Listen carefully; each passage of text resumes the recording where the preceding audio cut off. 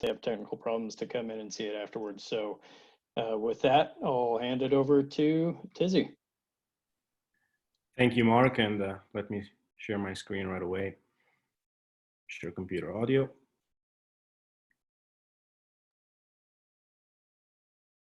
All righty, how does it look? Excellent. So first of all, thank you for the opportunity to present with a local chapter. I'm Tizzy. My students used to call me Dr. Tizzy. I don't really use titles that much, but I'm currently an aviation systems and human factors engineer at Garmin International. So we work in the aviation engineering department that pretty much includes product experience. It used to have software engineering, but we've been recently reassigned to be more specific onto our product experience and everything that is human factor specifically. This paper, which was published with SFTE, was also authored by Dr. Tuccio, who's also an SFTE member with ICT, Grant Wittenborn and Wayne Litherland, which are SETP members of Wichita, and then Bailey Scheel, Eric Sargent, and Jason Hughes, which work in both engineering and human factors as well.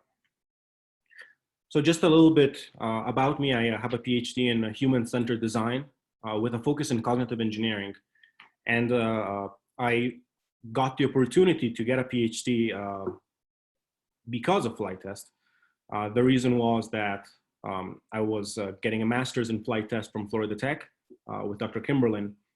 And while I was doing this master's, a former Airbus FTE who directed the Human Centered Design Institute, now he's back in France, he needed an FTE for some Boeing 737-800 simulator work.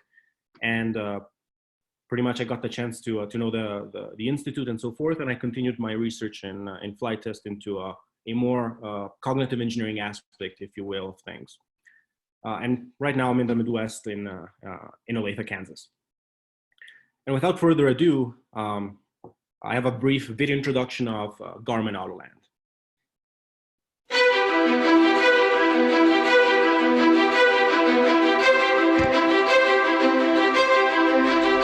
Flying has always been rewarding for pilots and passengers. Whether that's traveling efficiently for business or enjoying fun and adventure with family and friends. But the pilot is responsible for keeping those passengers safe. Now there's a new way to protect them. It's Garmin Autonomy, featuring Autoland. Autoland is a revolutionary technology that monitors the pilot's interactions with the aircraft. It automatically activates if it senses the pilot isn't responsive, or it can be manually activated by passengers. Emergency Autoland activated. The Emergency Autoland system is controlling the aircraft and will land at the safest nearby airport. Autoland takes complete control of the aircraft. It searches airports for the best option for landing. It considers multiple factors, including fuel range, weather, and runway size. And it flies around terrain and weather.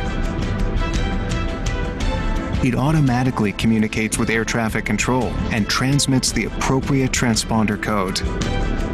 And it updates passengers with flight progress, including time to landing. Emergency Autoland has already informed air traffic control of your situation. Your estimated time to landing is shown on the top of all three displays.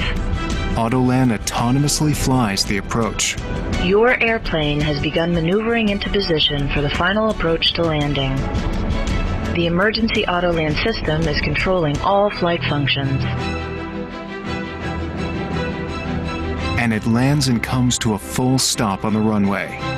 Wait for aircraft and propeller to stop before exiting the aircraft. That's Autonomy, featuring Autoland. Only from Garmin. Well, now that we've had the video, thank you for showing. So, what is Garmin Autoland? Well, it's very self-explanatory. However, if we want to be a little more specific, it's an automated, safety-enhancing tool designed to take complete control of an aircraft in an emergency situation where the pilot is unable to fly. The engagement is either manual or automatic, and we'll discuss that. And it pretty much transforms the aircraft into an autonomous vehicle that performs all decision-making to be able to land safely at the nearest, safest airport.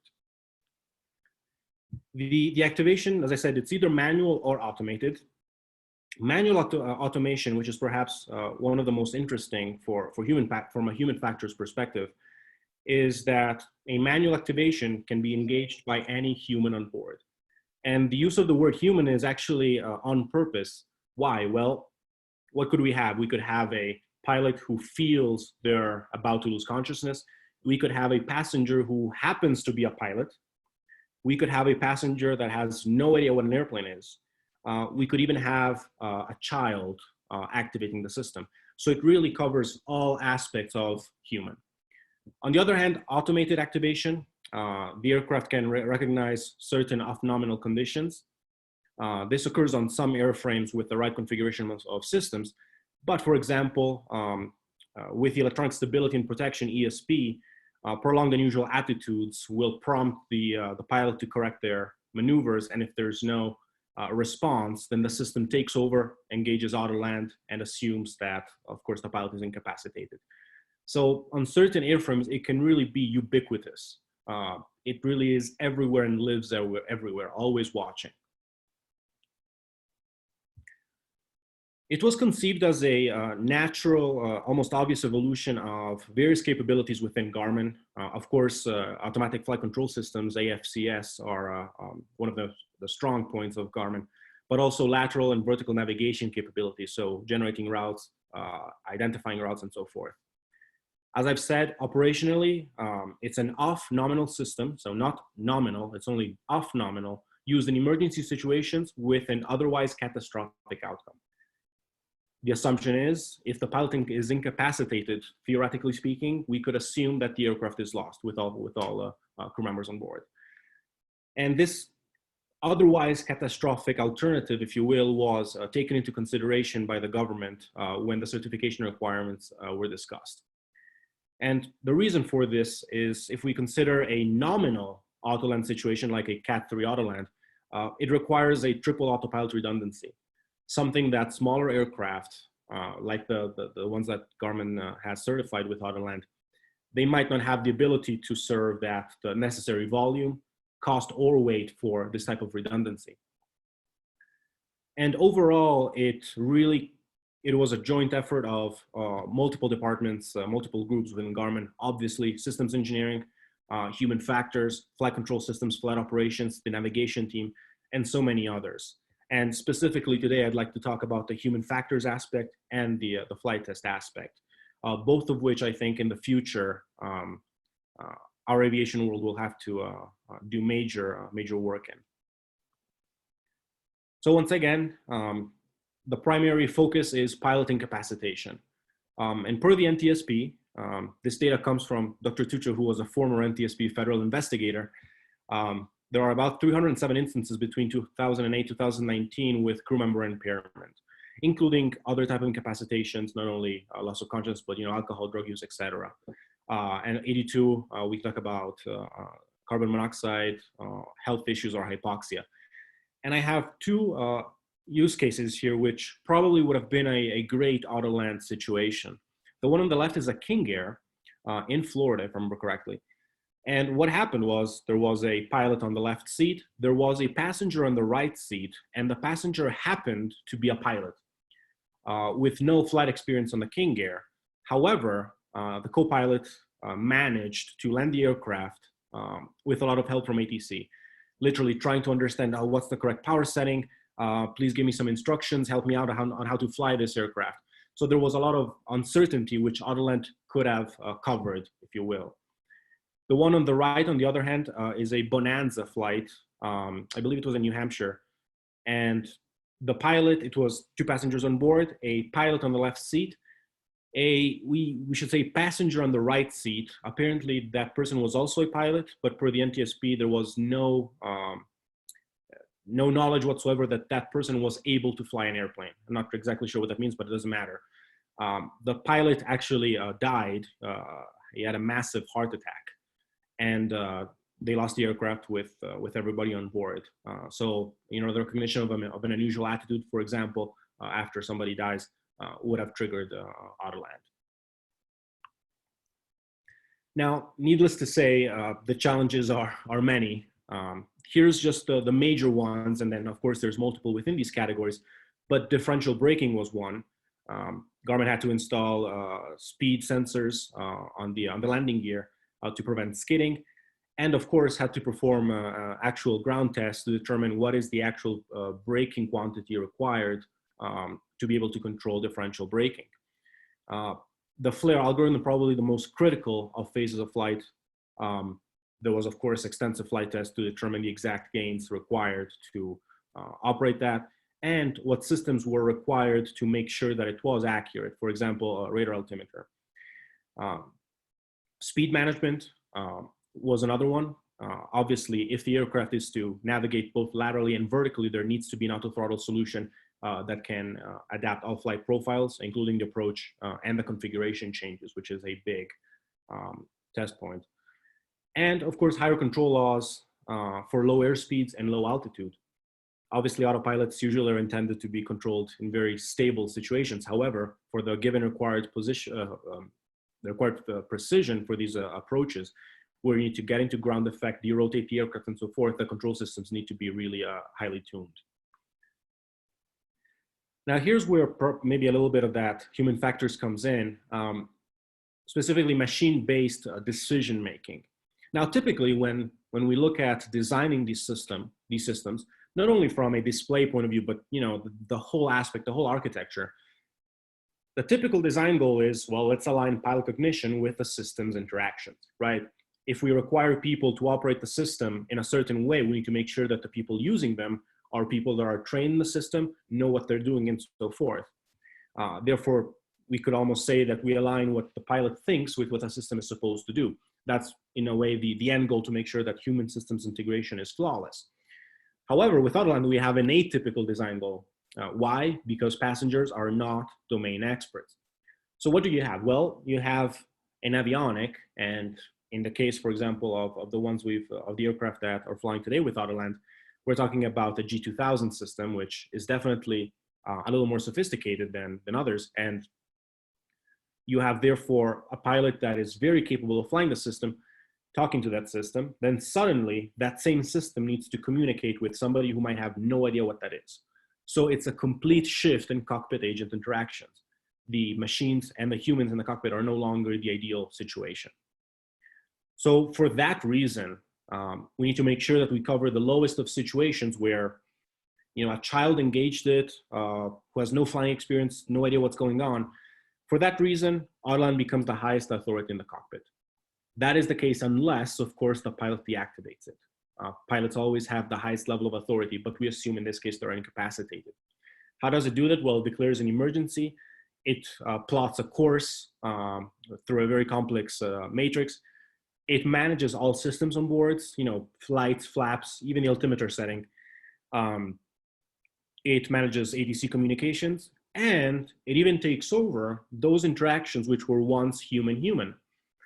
Somebody earlier mentioned that they flew a Vision jet where there was a briefing about Autoland. Well, those are all things that if the human aspect fails, the system needs to take control of that briefing, from safety instructions to how to get out of the airplane, everything. So here's an example of that human-human interaction. This was a video from AIAA. I reach up and push the Autoland button. Emergency Autoland activated. The Emergency Autoland system is controlling the aircraft and will land at the safest nearby airport. Please remain calm. Avoid touching the flight controls, which may interfere with Autoland. So you can see that it gets to the point of, please do not touch anything. It literally goes to very simple terminology. It shifts completely the UI, and it clearly provides feedback on what is going on. So if we need to provide feedback on what is going on, we need to worry about passenger experience design. And it's not the typical passenger experience design that you might find with entertainment systems or infotainment systems on aircraft. It's completely different in this case, right? It's a situation in which you probably assume somebody is very agitated, very nervous, probably panicking.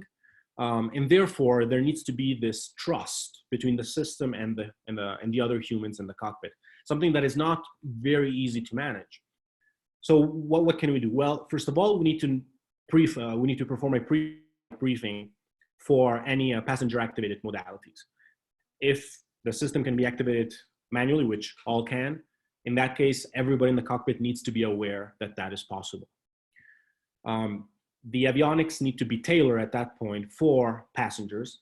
So, for example, decluttering of information that is rather useless for a passenger, for example, engine indication data. That's probably not on the highest list of things for trust. You could almost argue the propeller spinning, therefore I know the engine is running. Passenger-centric information. There's a very thin line between over complexity and providing what people need to know to feel happy.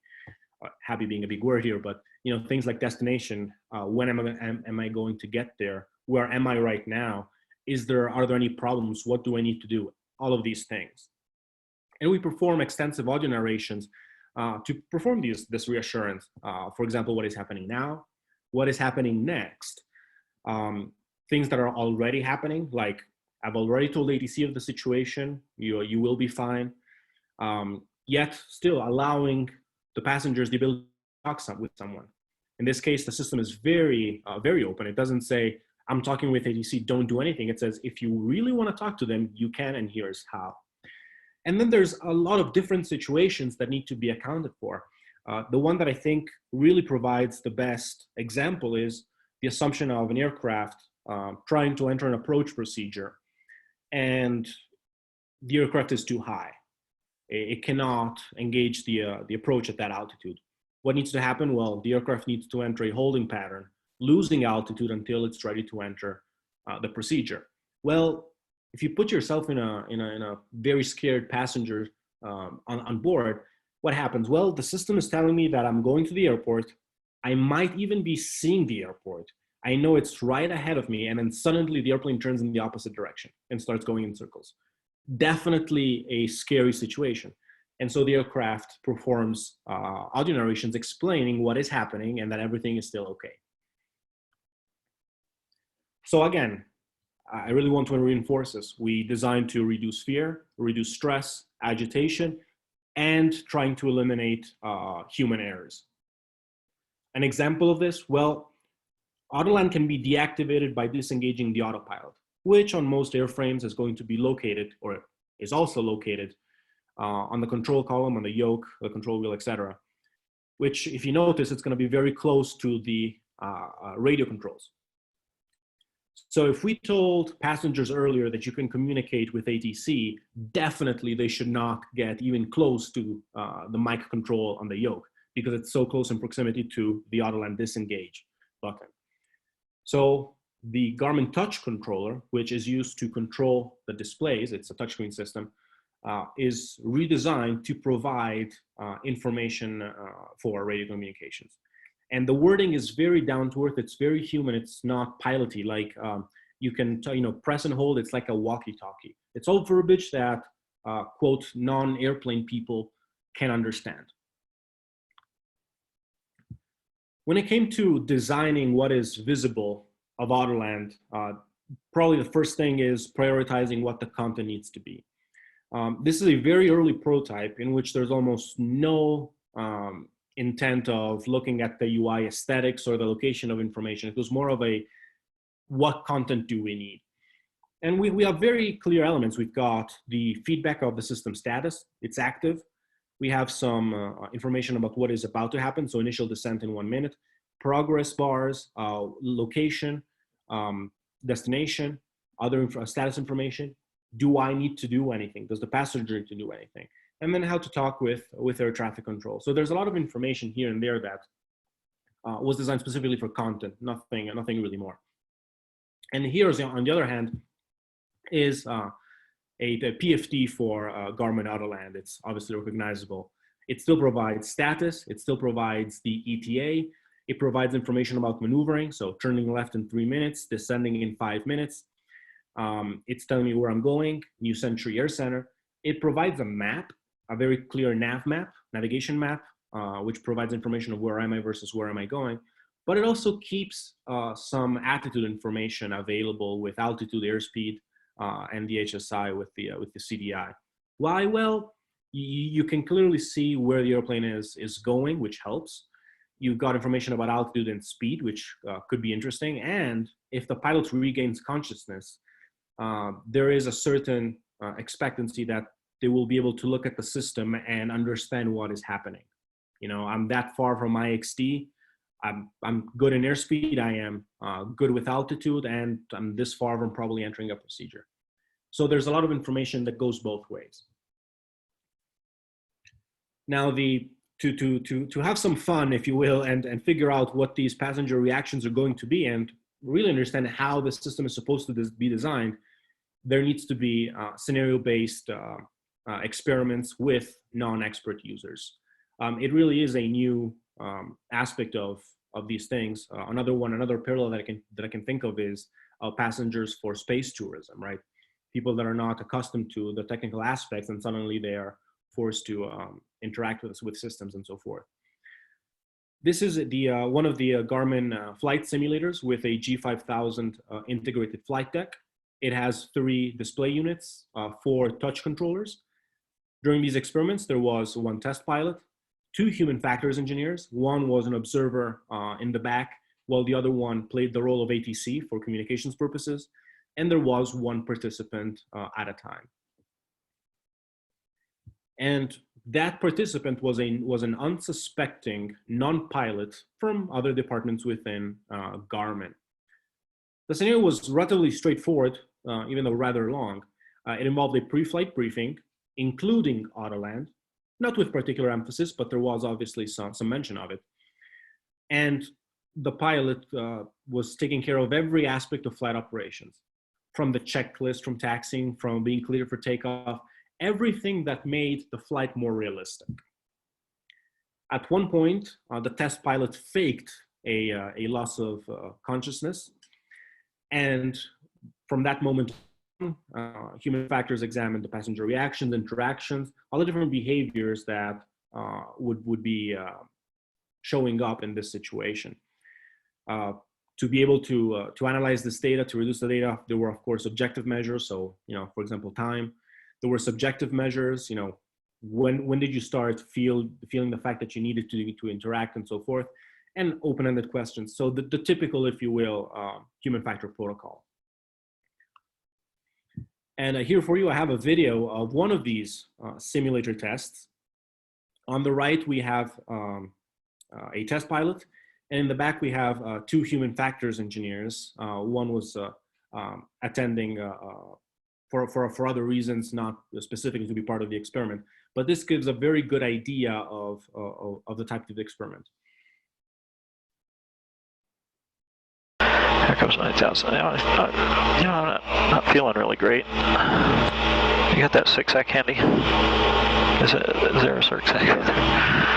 Oh, you know, I think it's better if we try and get back on the ground. I'm starting to get some really bad stomach cramps. So if we need to get back to the ground, let me talk to. Hold on. Center 432 Charlie Tango. 432 Charlie Tango, line of departure. Yeah, I'm the pilot. I'm not feeling so good. I have a medical emergency. I need to get on the ground as soon as possible. November 432 Charlie Tango. Understand you're cleared. Turn left heading 090, descend maintain 5,000, vectors to West Georgia Regional ILS 35. Left 090, say again the altitude for, that was descend maintain 5,000 for November 432 Charlie Tango.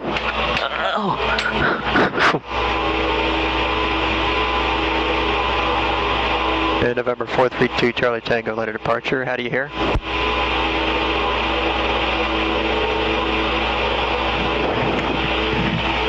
November. I can't not smile every time I see these videos.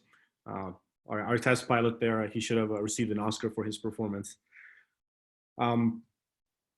the last moments where he was being shaken, we actually had the participant try to wake him up, and actually happened on multiple of these flights.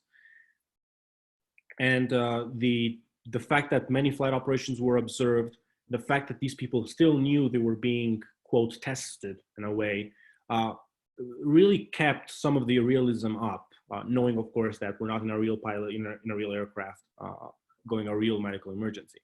But these were some of the tests that human factors performed to take a look at passenger experience and try to understand what this human performance is for these unsuspecting passengers. So what did we, what data did we collect? What were the themes analyzed? Well, first of all, these are the major points that we identified as being fundamental. System reassurance for landing. So how to make sure that the passengers really know the system will bring them to the ground. This decision-making on the passenger side, meaning when should participants engage the system, right? When would they without any prompt and so forth. En route system reassurance, so pretty much the fact that I'm going towards the aircraft and the aircraft is being prepared for landing. The indication of, I don't have to touch anything, right? Autonomy, make sure that everybody is on their own. PFT, MFT information decluttering, again, what to keep versus what to throw away. A lot of the auditory comments, so what things are better said via voice rather than information on a display which might be lost, or at least not seen. That's what I meant. What instructions to put down, so how to use communications. For example, if there's information that ATC asks, like fuels on board and so forth, where to find that information, etc. And then more typical, I would say, UX, UI elements like font sizes, colors, and then stress levels, meaning when were the passengers more concerned, when were they more relaxed, and so forth, with the different phases that Autoland went through. Obviously, at the end, there's some clear information that's on every system from the PFT, MFT, and the touch controllers. The phase of flight dictates the UI to a certain extent, especially on the MFT. And because these aircraft, of course, are not the same, Garmin collaborated extensively with the OEMs to make sure that there were additional designs that were specifically tailored for that aircraft, opening a door on a Cirrus versus opening a door on a Piper, and so forth. And because of these personalizations, it really becomes almost a safety card that you find behind your seat. So it becomes a sort of safety briefing, the MFD. And here are some examples of these instructions and briefings that seem simple to everybody in the field, but they really are not. For one, I know that every time I fly with passengers that have never flown before on a small aircraft, they don't know that they need to position their headset's microphone really, really close to their mouth. It seems obvious to us, but it really isn't. And if they want to communicate with ATC, and maybe they're not being heard well, you can only imagine the stress level increasing in that situation. So what did we learn? Well, first of all, start from the very beginning with passenger involvement for the design process. So if you will, passenger-centered design and passenger experience. And this, to me, it's interesting because there's a lot of debate on human-centered design, user-centered design. In this case, it's really passenger-centered design for a particular situation. So there's never one rule set that works for all situations. For getting these human-centered design decisions, extensive interviews, questionnaires, and a simulator video to collect qualitative data, reactions, and so forth was, of course, pivotal.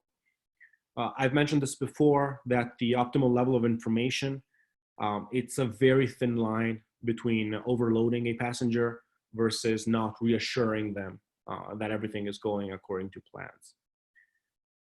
And because this exercise or this project involved the exercise of understanding what is this human performance for a non-expert user in an emergency situation in an aircraft, that had to be a lot of design perspectives that came from multiple team members within Garmin. And part of it is because people observe things differently, and everybody has a lot of background knowledge that they can help to identify and pretty much open this Pandora box of human performance problem. Simple is it often works in design. Simple is really great for passenger emergency situations where cognitive ability is reduced. And by simple, I mean non-simplistic, right? We don't want to try to make things simpler by trying to change their meaning or so forth. No, be transparent, but be very clear and simple. Continued passenger reassurance is key. So not only once, not twice, continuously throughout the flight, let them know that everything is going well. And then of course, also other things like consider multilingual support. So the fact that there could be other people on board that have, that speak different languages. Now I'm gonna move a little bit to the flight test campaign. I really wanted to give that human factors perspective because I really think it will become more and more dominant as we move on in urban air mobility and other aircraft in the aviation world. So the keyword for flight test is gradual. Start very easy, very slow, both laterally and vertically. The campaign culminated with the first autonomous landing in February of 2016.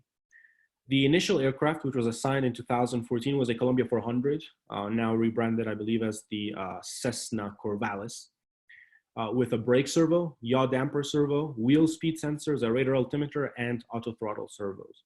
So pretty much a high-end experimental aircraft. The first part of the flight test campaign was understanding everything that was supposed to happen on the ground. So the braking algorithm, optimizing everything for differential braking and yaw control, and that was between 2014 and 2015. The in-flight tests, which started right after that, were conducted at altitude on a fictitious database airport. Right next to Garmin here in the Midwest, there is an airport called Miami County Municipal Airport, I believe, K81. It's in Paola, Kansas, and its elevation is 943 feet. Well, because it's relatively out of the way and pretty in a nice area, which I'll show you a sectional in a second, what happened was a database was created for flight test purposes only, where K81X was born. What happened was that K81 was elevated to 5,000 feet altitude. What that meant was that you could simulate procedures and approaches at that altitude without worrying about the ground. So for initial testing, that was pretty interesting. And here's a sectional of the greater Kansas City area. K81X, Miami County, is located right here. And in case you're nearby, it has a great barbecue restaurant on the field. Garmin Flight Operations is located at New Century Airport in Gardner. And Garmin headquarters is located in Olathe, right close to Johnson County Executive Airport. So you can see we're outside Bravo Airspace, outside of Motzi Vale. So there's a lot of freedom in terms of flight testing. So going back to K81X, the control algorithms that govern the landing phase, including flaring, were conducted at 5,000 feet. Obviously, because it's difficult to visualize exactly what is going on when you have air above and below you for a lot of 1,000 feet, the PFD altered synthetic vision was modified so that it would reflect the new elevation of the airport. So even though the pilots could not see outside our runway, the runway would become visible with all the synthetic vision on the PFD.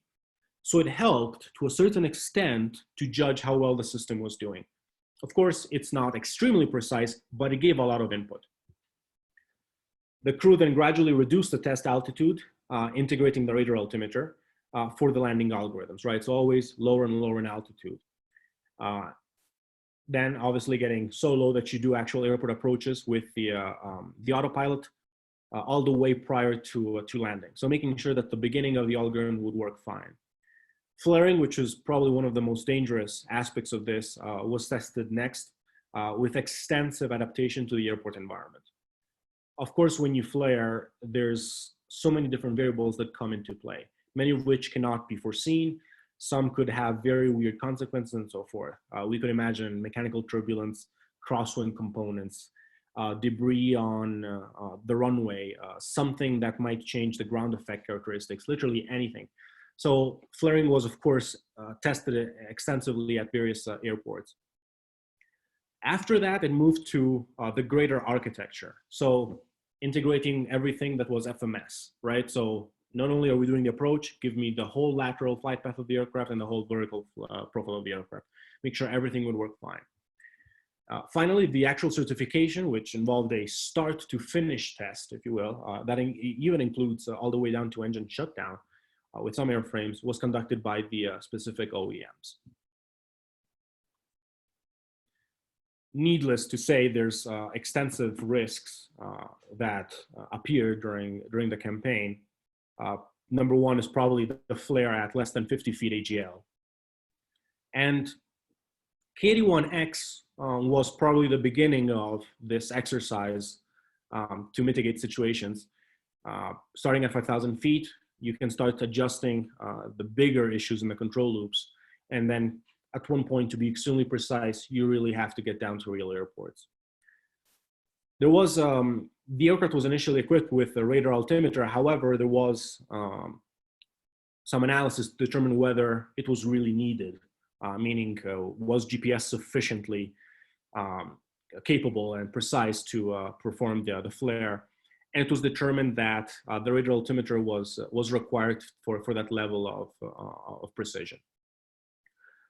The ground effects, of course, the radar altimeter was excellent in bringing the precision of the flight test to always a higher standard, right?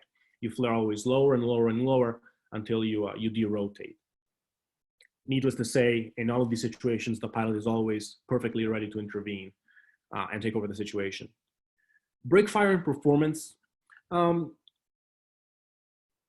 did not have much experience with brakes. So there had to be some testing and some risk and mitigation as well there. Thermocouples were installed inside the brake housings with a digital reader in the cockpit. Very simply, if the temperature was too high during the braking tests and the change between rudder and braking authority, in that case, the aircraft, the pilot, the crew would take off again and cool down the brakes with free stream air. It was extremely efficient.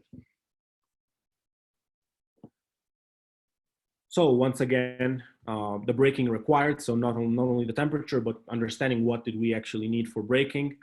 You know, you always increase speed gradually, and then you map brake servo torque versus aircraft speed to determine exactly what was needed to stop the aircraft.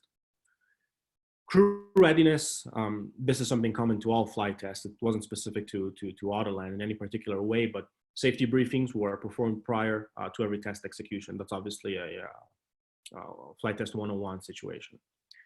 Another very interesting one was testing how Autoland would talk on ATC.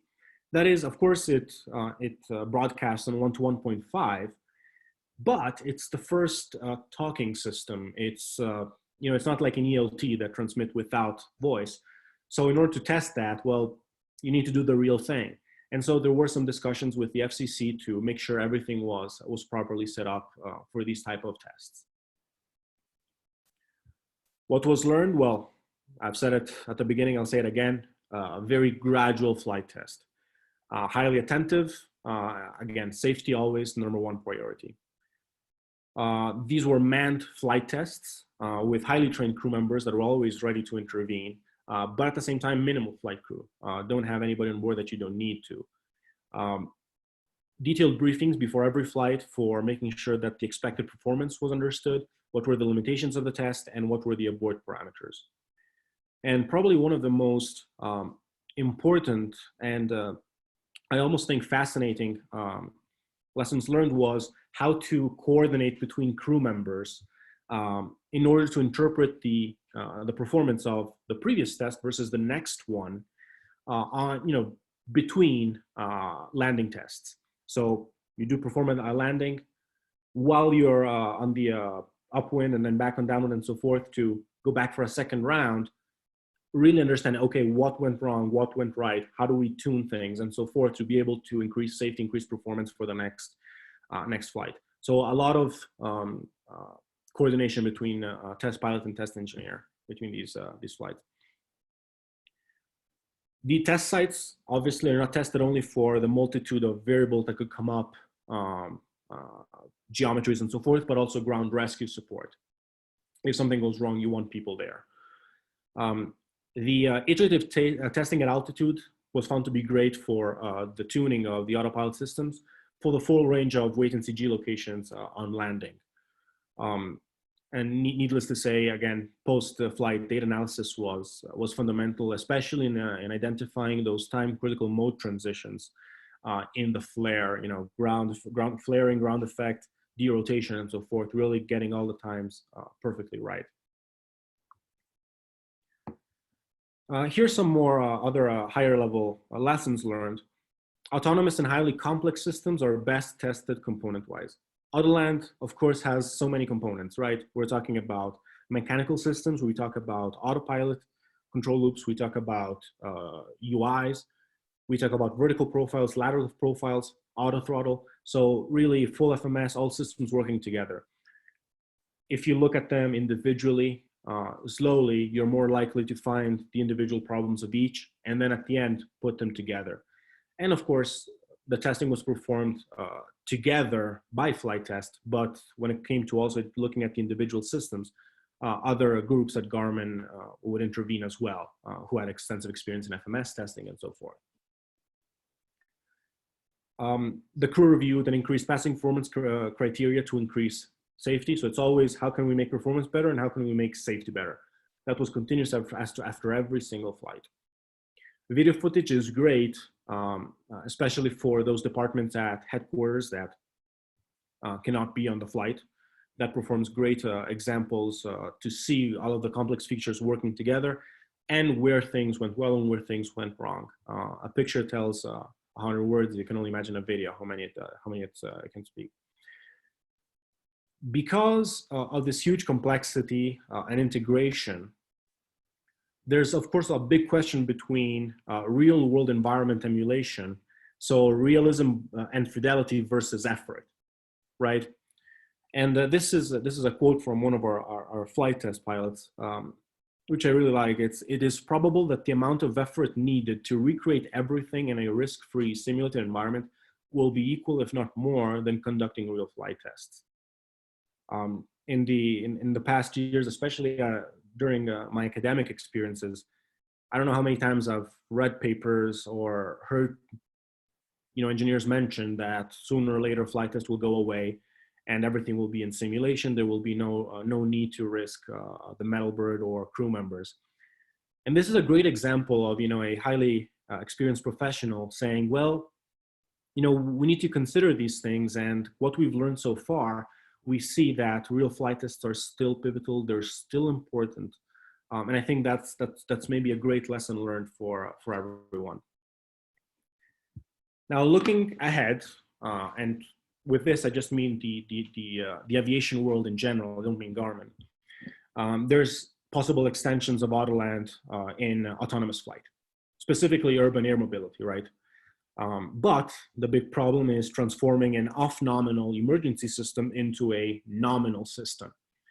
And if you look at the regulatory perspective, which is always one of the most fun for flight tests, if it was several years to certify Autoland, how long will it take to certify a nominal system for urban air mobility? It's definitely something to consider and to look into. However, Autoland has the necessary components to at least perform in regular operations. Probably some of the most important efforts that need to be attacked are the integration with the national airspace system, pilot and passenger in the loop, human-centered design for nominal and off-nominal situations, and system redundancy for certification. The last one is probably more regulatory in nature. It doesn't require particular development, if you will, from an engineering perspective. But the first two, on the other hand, are huge. Pilot and passenger in the loop. We're changing this cockpit agent interaction situation even more. We don't have now a system that changes its behavior because there's a passenger that is super scared and unable to operate an aircraft that needs to interact with it. Now we might have simply somebody that changes their destination. And changing a route when you're declaring an emergency is relatively easy. Changing it when you do not have an emergency, that's a different problem. And that's why the integration with the national airspace system is going to be so fundamental. because you will need to interact between aircraft and aircraft, person to person, ATC aircraft, aircraft ATC. It's the complexity is just, it just blew up. And so these are all the things that nominal situations need to account for. And we always imagine, the moment one of these goes down, obviously there's going to be some investigation, and it's going to be taken with tweezers, if you will, right? It's going to be very heavily analyzed. So I hope you enjoyed this overview of Garmin Autoland and some of the lessons that Garmin learned in human factors and product development and flight test. And of course, thank you for SFTE, SETP, and AIAA for organizing this. If you have any questions, I'll try my best to answer them. All right. Well, thank you very much. It's super interesting stuff. It's a lot of, like you said, technology that's already there, but tying it together in new ways that I think we're going to be seeing more and more of. I see we have Frank Delsing on here. I'm sure he's acutely interested in the UAM implications, as you were talking about. So thank you for coming and sharing that with us. Again, for those of us who are on the SFTE symposium, we do have some questions in the chat box. So I'm just going to start. I'm going to take it from the top and go through them one by one. If it's your question, feel free to jump in and elaborate or ask any more details. And so we've got about 10 minutes or so. I don't know if our Zoom meeting is going to expire on its own, but if you want to jump off and go resume your evening, get your kids to bed or whatever, just go for it. So the first question is Don Durston, and he says, if Autoland is activated because it thinks the pilot is incapacitated, does it ask ATC to send an ambulance to the airport? I'm sorry, does it ask what? Does it ask ATC to send an ambulance to the airport? Does it request medical help on the ground? Not specifically. It declares the emergency as far as I'm aware, and then every aspect of the emergency is handled by the individual ATC component. Okay. So next one, and this is from Vicky, and it was partially answered later on, but then she's got a follow-on question. So the original question was, when the system contacts ATC, is it verbally or digitally? Yep, as I mentioned, it's verbal. Okay, and then her question later, I'm skipping around a little bit, but so the communication between Autoland and ATC is verbal, so that's Autoland to ATC. So then, is there any communication back up to the airplane through ATC and from ATC to the airplane, and how does that happen, if it happens? Yeah. That was a question that I got asked a few other times as well. No, the Autoland does not interpret ATC, particularly why. It's declaring this absolute emergency. It needs to go down. It's going to tell ATC where it's going to land, and therefore ATC has the ability to, or has the requirement, the urgency to take care of managing the airspace, controlling other traffic, and so forth. And theoretically, I know this is not always emphasized in flight school, but any pilot who can is required to monitor 1 to 1.5 at all times. So in that situation, also the aircraft can be alerted of what's going on. But yes, it's one way. So it will have to be that way though in the future for urban air mobility and other types of systems that need to be more integrated in the national airspace system. Right. No, so that would be something like a dual engine out. I'm coming down, get everyone out of my way. Right. Exactly. Okay. Exactly. So the aircraft tells ATC what's going to happen. Exactly. I have a big problem. I'm not going to be able to solve it. Here's where I'm going. Do everything you need to do. Mm-hmm. Okay. So next question is, I'm not sure I'm going to get your last name right, Andy Ghosh. Loads engineers have to design for a 10 foot per second landing. If we have the Autoland feature, would the FAA consider lowering this design limit? Maybe you as an FAA FT are more recommended to answer that question. I honestly do not know. So I would say the pilot still has the option to land at 9.9 feet per second if he's having a bad day. So until or unless the auto land is the primary landing function, I wouldn't think that that requirement would go away. Yeah. Andy, you want to elaborate on that at all? I see two thumbs up. All right, he's super happy. Yeah, it again goes down to, I have this huge emergency, I'm doing my thing, right? It's either I try this or the airplane is lost, right? Either I try or there's a catastrophic outcome. Right. So like you say, this is not nominal. This is a good alternative to crashing. So Yeah. you could still have a pretty hefty landing if, I don't know, the wind conditions exceed the system's ability to deal with them very well. That's right. Even though there's algorithms that decide what is the best landing site, and there are obviously a multitude of variables, but you can always assume that there's going to be fuel involved, and if weather is involved as well, there needs to be some decision making of where is the best location within where I can go to land, right?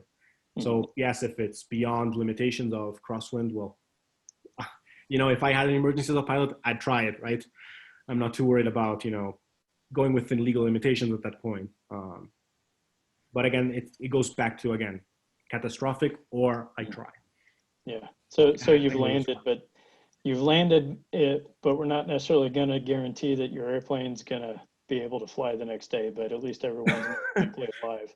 Right. Even though from all the flight tests, all the data that I've seen, and one of my closest colleagues at work, who was the primary HF engineer for Autoland, he flew in it, and everybody tells us that it was a rather smooth landing for what you'd expect for an automated system. Yeah. So that's the part that reassures a lot the level of technology that is available today, and it really is. We always think urban air mobility and all these things, autonomous vehicles are far away in the future, and they really are not. They really are not. And this is an example of something that has been more easily certified right away, that proves the level of technology, the emphasis that this can have, and hopefully also have an influence with regulatory bodies. Yep. Andy, you have anything you want to add on to your question? No, but I think that was adequately answered. As a loads engineer, we're always asked to lower our load, so I'm forever trying to find ways and means legally to do it. So I had to ask. Very good. All right, thanks for the question. All right, next, Mr. Frank Delsing, what happens, this is a good one, what happens if the pilot slumps onto the controls? Can the system take control effectively near edges of envelope, e.g. high speed or low speed? Is there any, and I know that it's going to be somewhat dependent on the airplane, but is the ability of the Autoland to control the airplane going to be limited by a load put on the control column by, say, an unconscious pilot? The aircraft is going to try continuously to engage the system. So the autopilot is going to engage continuously. So if I'm pushing on the controls to the point of disengaging the system, it's going to continuously try to engage. So you'll hear the autopilot engaging all the time. I would say from what I know, that the level of the load is probably going to be will depend how much the autopilot can engage and just versus just try without actually always engaging for good. When you do on certain autopilots, when you do the testing during pre-flight, you try to overpower it. But if you think about it, the aircraft has the ability to trim, has the ability to do other things. So a control input might actually be simply loads for other reason, right? Maybe an aerodynamic load. So I would say it depends how much how badly unconscious and how bad his body is or her body is on the controls. I would probably say that if the pilot lost consciousness on the controls and there's somebody else in the cockpit, they probably should try to lift them up. But yeah, my answer would be it depends. Okay. Is there anything you want to add on to that, Frank?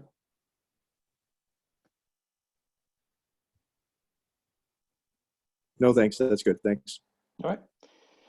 It is a really good question, though. It's at the end of the day, the autopilot controls the system, so it would do whatever the autopilot would do if the same thing would happen with another airplane. Right, and that could potentially be a different answer depending on if you've got cables and pulleys versus, fly-by-wire with inceptors, where maybe somehow you could figure out how to just ignore what's coming from, the control side of the incapacitated pilot. I've got a steady state, just weird signal that doesn't make any sense, and nothing's, the pilot's not responding to anything. Let's just filter that out and go land the airplane, which of course is another extra added layer of complexity that you have to prove isn't going to cause other problems in other areas. So, but and that brings down the question of, if this goes on larger aircraft with extensive fly-by-wire systems, what exactly constitutes an unusual attitude, and how did you reach that unusual attitude, right? If as you said, the pilot collapsed on the controls and it's simply going to bank left, well, ESP will recognize it's a problem, right? So in that case, it would make sense that the hypothetical system would disengage completely all input from that side and control the aircraft without ignoring that control input. Mhm. Assuming that the aircraft, of course, doesn't restabilize on its own and so forth, right? Right. Some aircraft do, others don't. Yep. All right, next question is from Mr. Ben Hirsch. Did you test in situations where rad out could decrease than increase, such as mountainous terrain, obstacles, etc.? How does the system account for these situations, and does it try avoiding those types of airports if possible?